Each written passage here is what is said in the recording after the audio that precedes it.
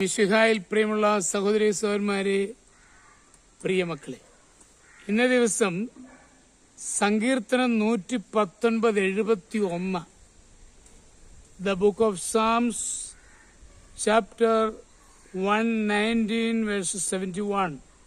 ദുരിതങ്ങൾ എനിക്ക് ഉപകാരമായി, തന്മൂലം ഞാൻ അങ്ങയുടെ ചട്ടങ്ങൾ അഭ്യസിച്ചുവല്ലോ.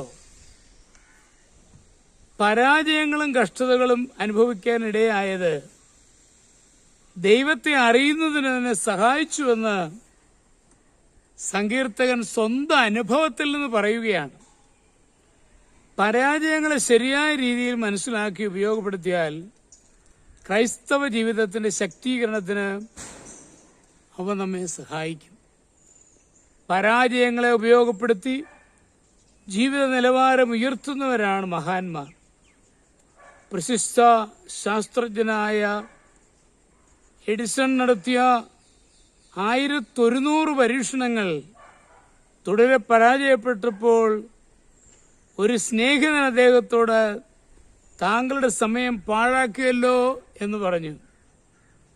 അദ്ദേഹം മറുപടിയായി, ഞാൻ സമയം പാഴാക്കുകയായിരുന്നില്ല, ആ സമയം പ്രയോജനപ്രദമായി ചെലവാക്കുകയായിരുന്നു എന്ന് പറഞ്ഞു.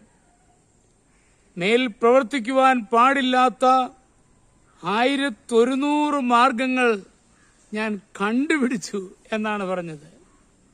അത്രത്തോളം നേട്ടമായിരുന്നുവെന്ന് അദ്ദേഹം വ്യക്തമാക്കി. നമ്മുടെ പരാജയങ്ങളോടുള്ള മനോഭാവം ഇതായിരിക്കണം.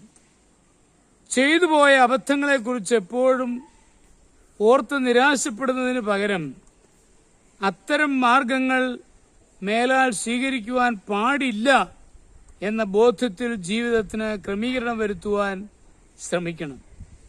പരാജയങ്ങൾ നാം വഴിതെറ്റിപ്പോകാതിരിക്കുവാനുള്ള പ്രവേശന നിരോധന ബോർഡുകളാണ്.